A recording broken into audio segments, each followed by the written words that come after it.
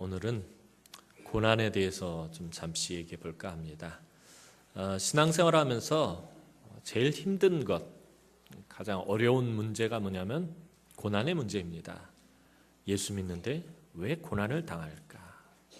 내가 예수를 믿더라도 허접하게 믿고 내가 범죄했다면 모르겠는데 내가 정말 열심히 예배하고 헌신하고 봉사하고 수고했는데 왜 고난이 내 삶에 찾아오는 것일까? 참 고민됩니다. 참 답이 없습니다. 고난의 신비에 대해서 우리가 깨닫지 못하면은 참 신앙생활하기가 너무나도 어렵다라는 것입니다. 사실 기독교는 복의 종교가 아니라 고난의 종교입니다. 이 고난의 의미를 알지 못하면 복을 알 수가 없는 그런 좀 신앙을 가지고 있습니다. 성경에 나오는 수많은 인물들, 우리 믿음의 선조들, 믿음의 선배들 참 많은 고난의 시간을 겪었습니다. 우리 주님도 이 땅에서 큰 고난을 겪으셨고요. 구약에 나오는 인물 중에 대표적인 고난의 사람 하면은 욥을 들 수 있고요. 또 창세기에서 요셉을 들 수가 있습니다. 이들의 한결같은 특징은 뭐냐면은 의인의 고난이었다라는 것입니다. 고난 받을 이유가 없는데 고난을 받았다라는 것입니다. 오늘 요셉의 모습을 통해서 우리가 고난에 대해서 다 살펴볼 수는 없겠지만 그 일부라도 잠깐 살펴보고 은혜를 나누는 시간이 되었으면 좋겠습니다. 요셉의 삶을 여러분들은 누구보다도 잘 알고 있습니다. 주일학교 아이들도 요셉의 이야기를 잘 알고 있습니다. 그런데 우리는 성공한 요셉의 모습만 주목합니다. 그가 애굽에서 총리가 되었다라는 그의 인생이 반전되는 부분부터 그가 바로의 꿈을 해몽하고 총리가 되는 그 순간부터 우리는 기억하고 그것에 관심을 갖고 있습니다. 그 성공한 요셉의 모습만 주목하지 그의 고난의 모습에는 그다지 관심이 없습니다. 그 고난이 요셉이 당한 그 고난이 혹시라도 나의 고난이라도 될까봐 쳐다보기도 싫어합니다. 내가 혹시라도 요셉과 같은 그런 고난의 삶을 살까봐 그것이 두려워서 요셉의 고난은 쳐다보기도 싫어합니다. 그러나 요셉은 그 고난으로 인해서 성공의 자리에 이르게 된 것입니다. 그 고난을 통해서 그는 위대한 자리에 이르게 된 것입니다. 고난이 없었다면 그는 결코 그런 높은 자리와 위대한 일들을 해내지 못했을 것입니다. 요셉은 야곱의 아들들 중에서 가장 온유한 아들이었습니다. 온유한 자의 복을 이야기할 때 한번 살짝 말씀을 드린 것 같습니다. 왜 야곱이 그토록 요셉을 사랑했을까? 그에게 아들이 12명이나 있었는데 그 12명 중에 물론 사랑하는 아내 라헬의 소생이기도 했겠지만 이 야곱이 왜 그토록 요셉을 사랑했냐 하는 것입니다. 그것은 자기나 자기의 다른 아들들과는 너무나도 그 성품이 달랐다라는 것입니다. 야곱의 성품이 어떠합니까? 우리가 야곱의 스토리를 보아서 알지 않습니까? 남을 속이고 등쳐먹고 다른 사람 눈에서 눈물 흘려가면서 다른 사람의 것을 빼앗았던 사람이었습니다. 또 이 야곱의 나머지 아들들은 어땠습니까? 혈기를 부리면서 사람을 죽이는 잔해한 그런 칼과 같은 그런 아들들이었습니다. 그런 아들들과 자기와는 너무나도 이 요셉이 성품이 달랐다라는 것입니다. 야곱의 10명의 아들들은 모두가 시기와 질투가 가득했고 혈기 부리는 폭력배이며 이 쓰레기 같은 그런 인성들을 가진 자들이었습니다. 그런데 요셉은 그렇지가 않았다는 거예요. 요셉은 이 철이 없기는 했어도 선하고 온유하고 아주 친절한 사람이었습니다. 형들은 요셉을 시기하고 미워했지만 그래도 요셉은 항상 형들을 가까이 하고 형들을 좋아했습니다. 누가 뭐래도 자신의 형들이었기 때문이었습니다. 창세기 말씀을 잘 살펴보면 이 요셉이 단 한 번도 형들을 미워한 적이 없어요. 오히려 형들을 사랑하고 아끼고 좋아하면 좋아했지 형들을 멀리하고 형들을 싫어하지 않았다라는 것입니다. 창세기 37장을 보면 요셉은 아버지가 멀리 양을 치러 나간 형들에게 안부를 살피고 오라는 그 말에 형들을 만날 생각에 아주 좋아라 하고 집을 나섭니다. 요셉이 만약 형들을 꺼려하고 형들이 자기를 시기하고 미워하고 질투하고 맨날 못 살게 굴고 그런 것을 생각했다면 아버지가 가라고 그랬을 때 가기 싫다고 이야기했었을 것입니다. 그러나 아버지가 형들이 잘 있는지 한번 보고 와라 했을 때 그는 좋아라 하고서는 집을 나섰다라는 것입니다. 길을 찾지 못해서 일주일을 헤매다가 드디어 형들을 찾게 되었습니다. 너무나도 반가워서 형들에게 달려갔습니다. 그런데 형들은 이미 요셉을 죽이기로 작정했습니다. 멀리서 요셉이 오는 것을 발견했습니다. 요셉을 죽이자라고 공모했습니다. 요셉이 오자 두들겨 패고 채색옷을 찢고 그를 구덩이에 던져버렸습니다. 그리고는 그들은 성경 말씀을 보면요, 아주 태연하게 앉아서 밥을 먹었다라고 기록하고 있어요. 자기 친동생인데 자기 동생을 두들겨 패고 그 채색옷을 찢어서 구덩이에 그냥 던져버렸어요. 던져놓고 나서 그 옆에 아들 앉아서 아주 태연하게 앉아서 밥을 맛있게 잘 먹었다는 거예요. 이게 형들의 인성입니다. 창세기 42장 21절 말씀을 보면 그가 우리에게 애걸할 때에 그 마음의 괴로움을 보고도 듣지 아니하였으므로 라고 훗날 형들이 스스로 자책하는 말이 나옵니다. 요셉이 형들을 붙들고선 형들의 옷을 붙잡고선 형 제발 용서해줘. 형 잘못했어. 내가 다시는 꿈 얘기도 안 할게. 다시는 잘난 척도 안 할게. 다시는 아버지에게 형들의 이야기를 하지 않을게. 형 한 번만 살려줘. 한 번만 날 살려줘. 그러면서 얼마나 붙들고 애걸복걸했겠습니까? 그런데 뭐라고 말해요? 그가 우리에게 애걸할 때에 그 마음의 괴로움을 보고도 듣지 아니했다. 괴로움을 보고도 듣지 아니하고 그 옆에 앉아서 편안하게 태연하게 밥을 맛있게 먹었다라는 것입니다. 이 애걸이라는 말은 소리치면서 간절히 매달리는 모습이라는 말입니다. 아마도 요셉은 형들에게 매달리면서 아까 말씀드린 것처럼 그렇게 살려달라고 울부짖으면서 몸부림쳤을 것입니다. 그런데 성경은 요셉의 애걸함을 구체적으로 기록하고 있지 않다는 거예요.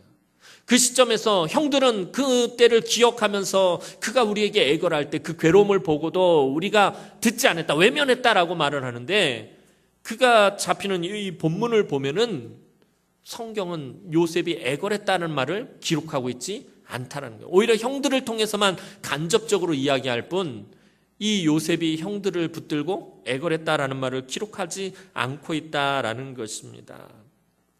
그가 형들에게 애걸한 이후 구덩이에 던져지고 나서 요셉은 침묵했다라는 것입니다. 이제부터 시작하는 자신의 고난 앞에 침묵했다라는 것입니다. 이제부터 자신의 삶에 뭔진 모르지만 이제 본격적인 고난이 시작되겠구나. 그 고난 앞에 요셉은 침묵했습니다. 이후에 요셉의 모습은 이사야가 묘사한 주님의 모습과 비슷합니다. 마치 도수장으로 끌려가는 어린 양과 털 깎는 자 앞에서 잠잠한 양같이 그의 입을 열지 아니하였도다. 이게 이사야 선지자가 예수님 고난당하는 모습을 묘사한 것인데, 이 모습이 오늘 요셉에게서 보여진다는 것입니다. 요셉의 삶을 잘 살펴보면 그는 형들을 미워하지도 않았고요, 자신이 당하는 이유 없는 고난의 원인을 캐내려고 하지도 않았다라는 거예요.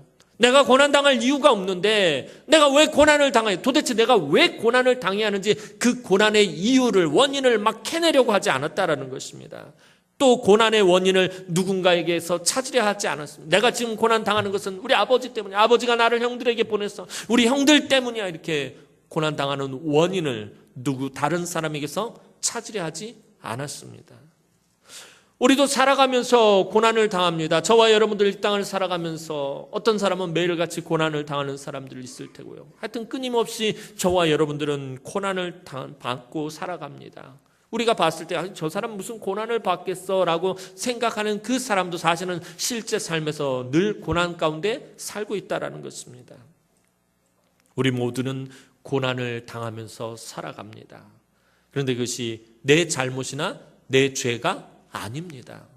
그래서 고난당하는 성도를 보면서 여러분들이 조심해야 될 것은 저 사람이 지은 죄 때문에, 범죄함으로 인해서 고난당해라고 절대로 그렇게 생각해서는 안 된다라는 것입니다. 우리가 고난을 당하는 것, 믿는 사람이 고난을 당하는 것은 하나님의 뜻 때문에 고난을 받는 것입니다. 저와 여러분이 고난을 받는 것은 하나님의 뜻 때문이라는 것입니다. 이때는 그럼 도대체 어떻게 해야 하는 것입니까? 내가 잘못한 것도 없고 내가 범죄한 것도 없는데 하나님의 뜻에 따라서 고난을 받고 있어요. 도대체 어떻게 해야 하는 것입니까?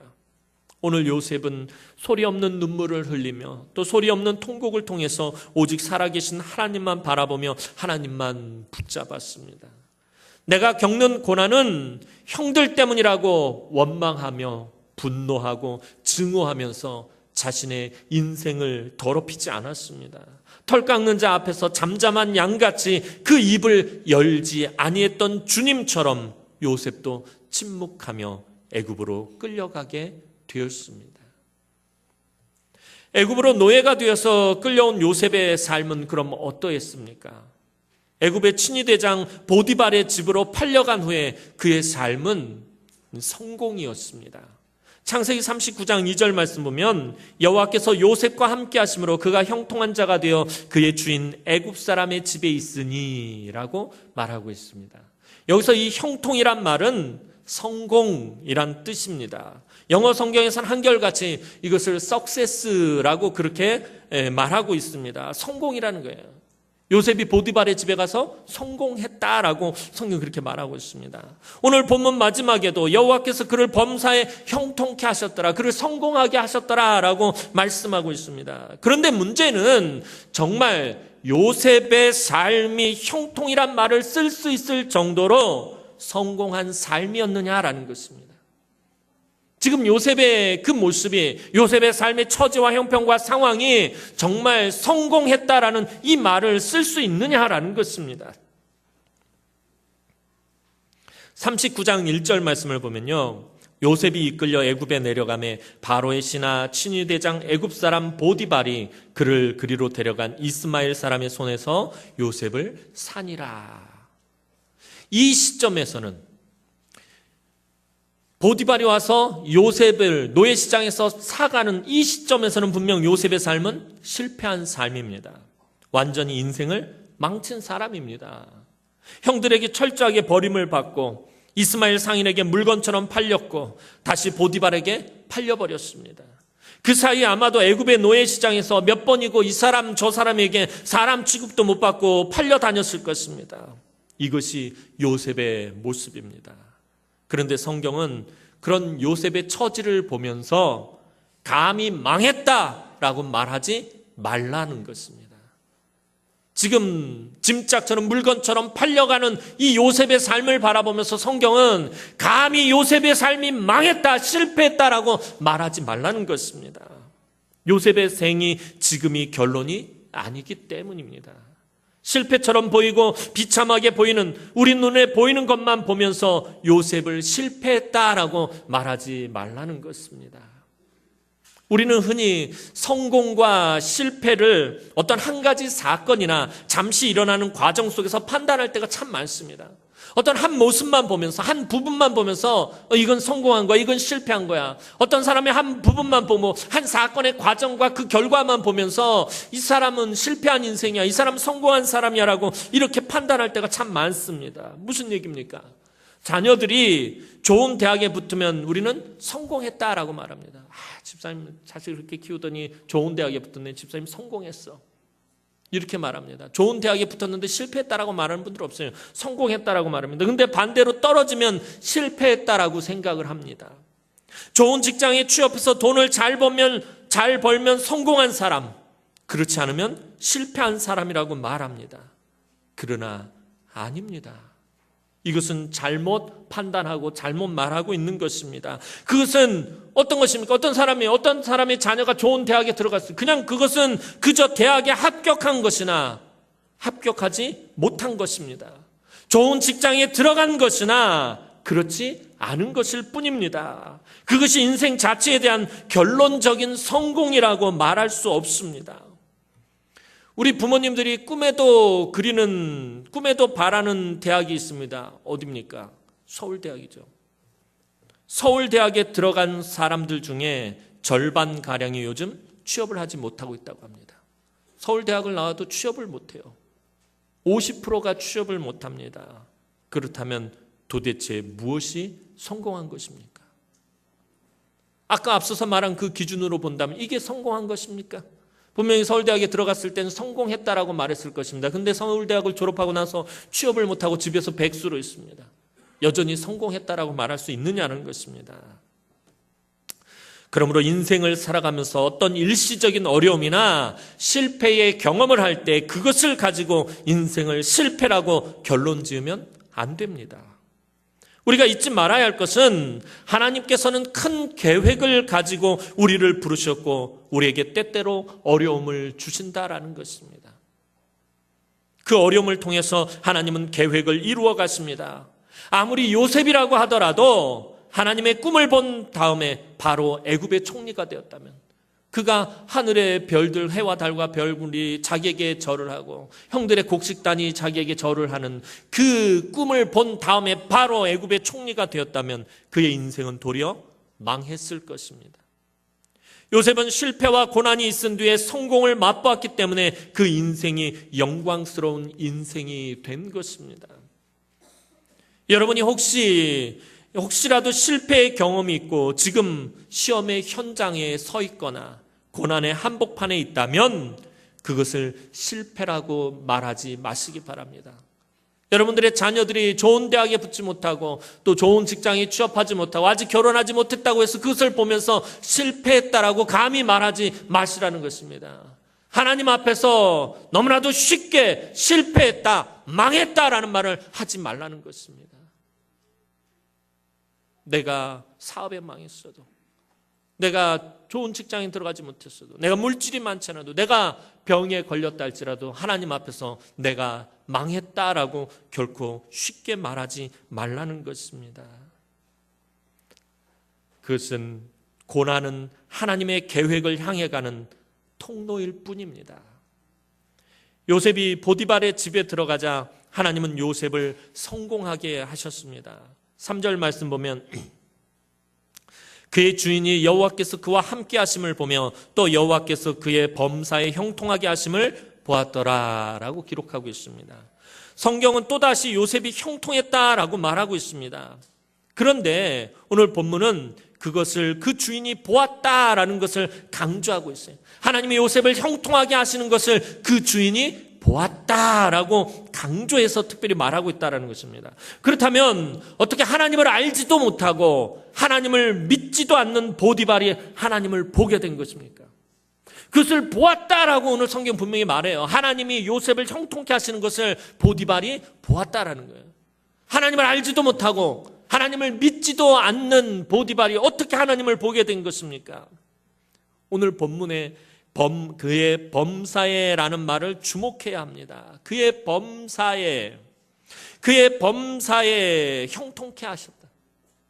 무슨 말입니까? 이 범사란 요셉의 평범하고 일반적인 삶의 모습을 말합니다. 요셉은 살아가는 모든 삶의 현장에서 하는 일마다, 계획하는 것마다 하나님께서 이루어 주시는 것을 요셉이 보디발에게 증거했다라는 것입니다. 자신의 그 평범한 삶 속에서, 일상적인 삶 속에서 하나님이 함께 하시면서 그의 일마다, 계획하는 것마다 하나님이 이루어 주시는 것을 보디발 앞에서 증거했다라는 것입니다. 즉 요셉은 비참한 노예로 살아가면서도 철저하게 하나님을 섬기는 삶을 살았다라는 것입니다. 보디발이 누구입니까? 보디발은 애굽의 태양신을 비롯한 수많은 우상을 섬기는 사람입니다. 그는 애굽의 친위대장입니다. 힘과 권력을 가진 사람이었습니다. 그런 사람 밑에서 요셉이 여전히 여호와 하나님을 섬기고 살면서 그 주인을 감동시켰다라는 것입니다. 애굽의 태양신을 섬기고 수많은 우상을 섬기며 애굽에서 힘과 권력을 가진 그 사람 앞에서 그는 여전히 하나님을 신실하게 섬기면서 그 하나님을 증거함으로 그 주인을 감동시켰다라는 것입니다. 그래서 그 주인이 요셉의 삶을 보면서 요셉은 요셉이 섬기는 신이 함께함으로 저가 복을 받았다는 것을 알게 됐다라는 것입니다. 내가 섬기는 애굽의 신과 요셉이 섬기는 그 신은 너무나도 다르다라는 것을 이 보디발로 하여금 알게 했다라는 것입니다. 무엇으로요? 요셉의 삶으로요. 범사에. 그의 일반적인 삶에서 요셉이 갑자기 보디발 앞에서 어떤 기적을 일으켰거나 어떤 능력을 행한 것이 아니라 어떤 특별한 모습을 보인 것이 아니라 그의 범사에라고 하는 거예요. 일반적인 삶 가운데서, 평상시 삶 가운데서, 보통의 삶 가운데서 그의 주인을 감동시켰다라는 것입니다. 우리는 교회 안에서도 또 믿는 사람들끼리도 서로에게 감동을 주지 못해요. 우리 교회 안에서 감동받는 일이 있습니까? 우리 성도들 서로에게 감동받는 일이 있느냐는 거예요. 서로에게 감동을 주고받습니까? 믿지 않는 사람들에게는 더 합니다. 우리 믿는 사람들 서로에게도 감동을 주지 못하는데 어떻게 믿지 않는 사람들에게 감동을 주겠습니까? 사도 바울은 이런 우리에게 말씀합니다. 로마서 2장 24절 말씀 보면요, 하나님의 이름이 너희 때문에 이방인 중에서 모독을 받는도다. 하나님의 이름이, 그 거룩하신 이름이 이방인들에게 모독을 받는다. 누구 때문에? 너희 때문에. 오늘 요셉은 자신의 삶, 그 범사의 삶을 통해서 하나님의 이름이 모독을 받지 않겠다라는 거예요. 오히려 그 주인이 그 요셉의 삶을 보면서 하나님이 형통케 하심을 보았다라는 것입니다. 요셉의 주인인 보디발은 이런 요셉을 절대적으로 신뢰했고 그에게 집안의 모든 일을 맡겨버렸습니다. 그 집안의 열쇠란 열쇠는 몽땅 다 요셉의 손에 맡겨버렸습니다. 집안일도 다 요셉에게 맡겨버렸습니다. 모든 일의 책임도 요셉에게 맡겨버렸습니다. 보디발은 요셉이 하나님께 복을 받은 사람이라고 생각한 것이 아니라, 이 요셉이 그가 섬기는 하나님에게 복을 받은 사람이라고 생각한 것이 아니라 요셉이 하나님의 복이었다라는 것을 알았다는 거예요. 요셉은 그냥 복덩어리다, 복 받은 사람이 아니라 그냥 하나님의 복 그 자체다라고 이 보디발은 알게 된 것입니다. 오늘 우리들도 마찬가지입니다. 여러분이 복을 받으려고 하지 마시기 바랍니다. 나 하나님 앞에 복을 받아야 되겠다, 하나님 나에게 복을 주십시오. 여러분들 복을 받으려 하지 마시고 하나님의 복 그 자체가 되시기 바랍니다. 여러분들은 이미 복을 받은 분이에요. 예수를 믿는 그 순간에, 예수를 구주로 영접하는 그 순간에 여러분들은 이미 이 땅에서 받을 수 있는 놀라운 하나님의 복을 다 받은 사람들입니다. 그 복 자체가 되어야 한다는 것입니다. 그것이 하나님께서 우리의 믿음의 조상인 아브라함에게 약속하신 것이기 때문입니다. 아브라함에게 약속하신 것이 무엇입니까? 너는 복의 근원이 될지라 너로 인하여 천하 만민이 복을 얻게 될 것이다라는 거예요. 아브라함 복 자체였다라는 것입니다. 오늘 저와 여러분들도 마찬가지입니다. 여러분들은 복을 받으려는 사람이 아니라 이미 하나님의 복 그 자체라는 것입니다. 그래서 여러분을 통해서 천하 만민이 복을 받아야 된다는 것입니다. 그런데 요셉의 삶은 참 롤러코스터 같은 삶을 살았습니다. 아버지 집에서 가장 사랑받았던 아들에서 다음번 차기 족장으로 이미 내정이 된 그 아들에서 노예로 팔려가게 됐습니다. 그 노예에서 애굽의 권력자의 가정총무로 성공하게 되었습니다. 그리고 또다시 시련이 시작되어서 인생의 밑바닥으로 떨어져 버립니다. 오르락 내리락을 아주 극과 극을 달립니다. 요셉은 아주 잘생긴 청년이었습니다. 39장 6절 말씀 보면 요셉은 용모가 빼어나고 아름다웠더라 라고 성경은 기록하고 있어요. 요셉도 아주 잘생겼어요. 성경에서 잘생긴 사람 몇몇을 그렇게 표현해요. 모세는 그 모습이 준수했다라고 그러고요. 다윗도 그 눈빛이 붉고 그 얼굴이 빼어났다라고 해요. 압살롬은 머리에서부터 정수리에서부터 발바닥까지 흠이 없이 잘생겼다고 해요. 오늘 요셉도 마찬가지예요. 요셉은 용모가 빼어나고 아름다웠다고 해요. 아름다웠대요. 얼마나 잘생겼으면 성경이 요셉을 아름다웠다라고까지 표현하고 있어요. 그런데 문제는 요셉이 그 잘생긴 외모 때문에 또다시 실패의 구덩이로 떨어지게 되었다라는 것입니다.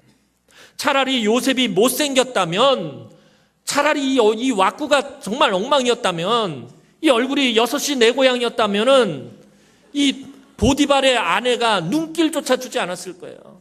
그렇잖아요. 보디발의 아내가 딱 쳐다봤는데 자기네 집 가정총무가 된장이야, 얼굴이. 그러면 쳐다봤겠느냐는 거예요. 절대 쳐다보지 않았을 거예요. 근데 이 보디발의 아내가 요셉을 쳐다봤는데 용모가 빼어나고 아름다웠단 말이에요. 가슴이 설레요. 남편에게서 느껴보지 못했던 그 욕망이 막 타오르는 거예요.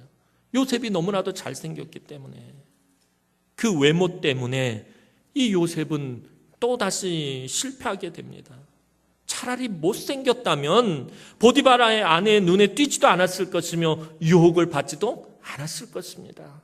그래서 앞에서 말씀드린 것처럼 성공과 실패를 한 가지만 보고 말할 수 없는 것입니다. 대학에 붙었다고 해서 성공했다라고 말할 수 없다는 거예요. 대학에 붙었는데 그 다음에 취업을 하지 못해요. 그럼 실패한 게 되죠. 한 모습만 보면서 이 사람이 성공했다, 실패했다라고 말할 수 없는 것입니다. 그의 잘생긴 외모가 그에게는 성공의 인자가 아니라 실패의 인자가 되고 말았다라는 것입니다. 오늘날 많은 사람들이 아름다워지기를 원합니다. 그래서 우리나라를 성형대국이라고 말해요. 다들 성형을 해서 얼굴이, 미스 코리아에 나온 사람들 얼굴 보면 다 똑같아요. 얼굴이 다 똑같아요. 누가 누군지 구분이 안 돼요. 예쁘긴 한데 다 똑같다라는 거예요. 요즘 외모 지상주의잖아요. 외모가 잘 나오면 이 원판이 좋으면 50% 먹고 들어간다는 얘기까지 나와요. 그런데 이 잘생긴 외모가 성공의 인자가 아니라 요셉에게는 실패의 인자가 되고 말았다라는 것입니다. 외모가 빼어나고 아름다운 사람은 그 외모로 유혹을 받고요. 물질이 많은 사람은 그 물질로 유혹을 받고요. 지식이 많은 사람은 그 지식으로 유혹을 받습니다. 자기가 가지고 있는 좋은 조건과 자랑할 만한 것이 시험의 인자가 되고 유혹의 미끼가 된다는 것을 기억하고 잘 살펴야 합니다. 이 조건 자체가 잘못이 아니라, 잘생긴 외모가 잘못이 아니라, 물질이 많은 것이 잘못이 아니라, 지식이 많은 것이 잘못이 아니라 유혹에 넘어가지 않도록 주의해야 한다는 것입니다. 다른 사람보다 유혹에 넘어갈 수 있는 그 유혹의 인자가 너무나도 많이 있다라는 것입니다. 요셉은 주인의 아내의 유혹을 철저하게 외면했습니다. 보디발의 아내는 날마다 요셉을 유혹했어요. 혈기왕성한 청년의 때인 요셉으로서는 참기 힘든 유혹이었을 것입니다. 그러나 요셉은 철저하게 하나님 앞에서 정결한 삶을 유지했습니다. 그러자 보디발의 아내는 요셉에게 강간범의 누명을 씌워버립니다. 결국에 요셉은 감옥에 가게 되었습니다. 본문을 보면 그가 갇힌 감옥은 왕의 죄수를 가두는 감옥이라고 표현하고 있습니다. 애굽의 중죄인들이 갇히는 곳이었습니다. 그의 몸이 쇠사슬에 묶이고 아마 매도 많이 맞았을 것입니다. 주인의 아내를 겁탈하려고 했다고 해서 그 감옥에서 무지 많이 맞았을 것입니다. 피투성이가 되어서 지하 감옥에 갇히게 되었습니다. 사실 보디발이 그를 죽이지 않고 감옥에 가두었다라는 말은 보디발이 요셉의 결백함을 알았다라는 것을 의미합니다. 종이 주인의 아내를 겁탈하려고 했는데 증거까지 나왔어요. 요셉의 옷이 보디발 아내 손에 있어요. 그럼 이거는 감옥에 갇히고 뭐고 재판도 아니에요. 그냥 그 자리에서 처형이에요. 사형이에요. 바로 죽여버려야 되는데 보디발이 요셉을 감옥에 가둬버렸다는 거예요. 이 말은 다시 말하면 요셉의 결백함을 보디발이 알았다라는 것입니다. 보디발의 아내는 행실이 좋지 않다는 것을 그도 알고 있었던 것입니다. 하나님의 형통케 하심을 늘 보았던 보디발은 절대로 요셉이 그럴 수 없다라는 것을 알고 있었습니다. 요셉은 정말 하나님 앞에서 철저한 신앙의 삶을 살았습니다. 그런데 지금 지하 감옥에서 핏떡이 되어서 쓰러져 있습니다.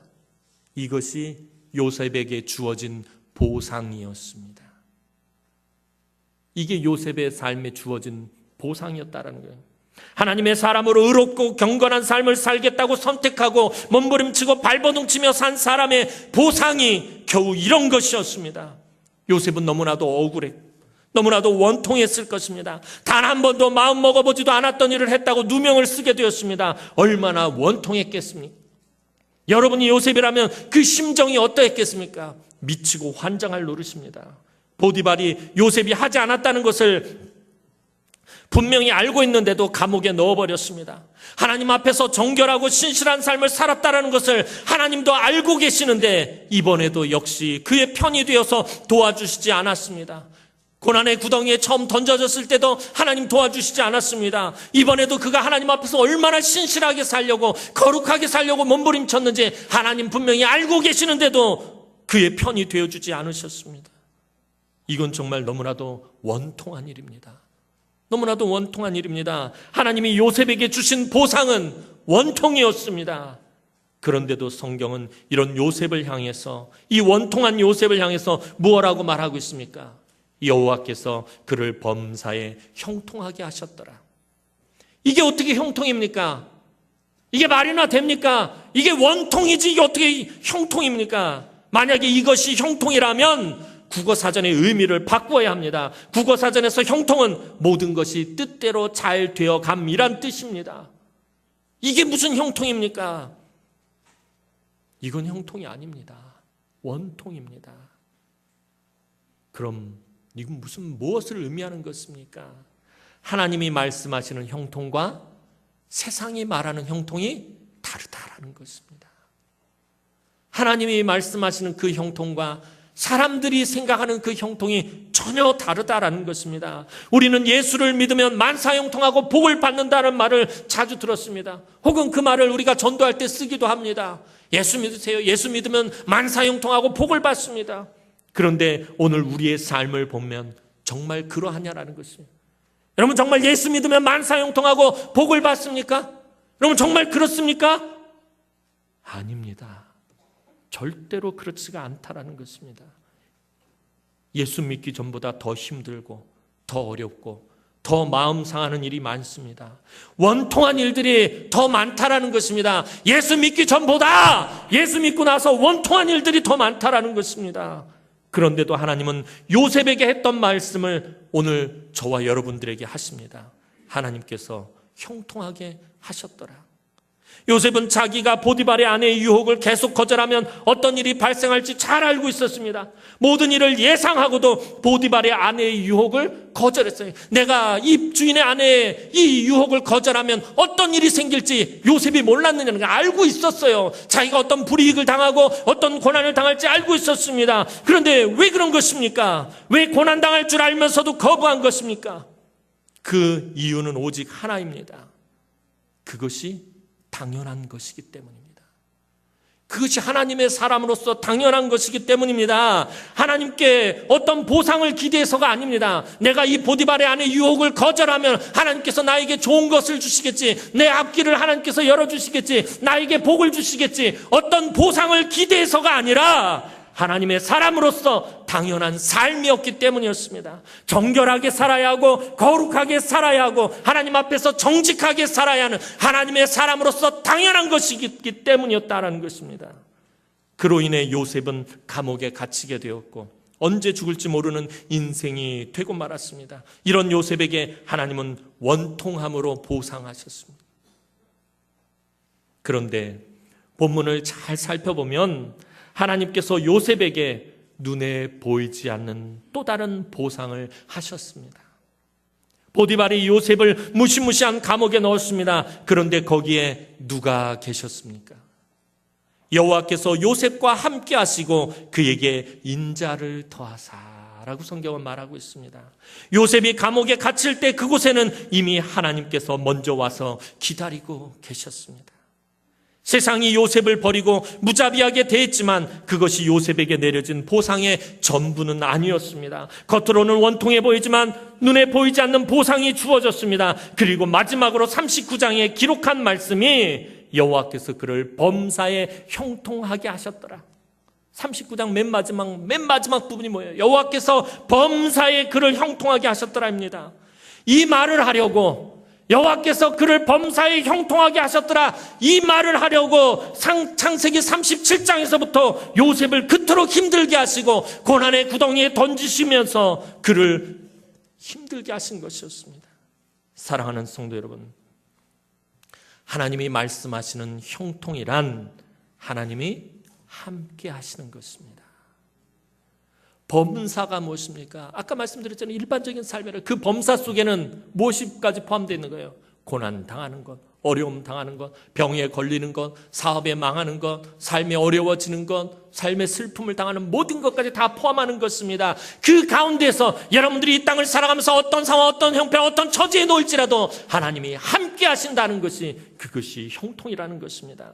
세상적으로 일이 뜻대로 잘 풀리고 막히는 것이 없고 어려움 없이 잘 나가는 것이 아니라 온갖 환난과 근심과 걱정과 염려와 시험이 폭풍과 같이 몰려온다 할지라도 불같은 시험이 다가오고 생각지도 못했던 고난이 찾아와도 하나님이 함께 하셔서 그것을 이겨내고 극복하고 승리해서 마침내 성공하는 것, 그것이 바로 형통인 것입니다. 예수 그리스도를 섬기며 이 땅에서 의롭고 경건한 삶을 살아갈 때 우리가 바라보아야 할 삶의 지향점이 바로 여기에 있습니다.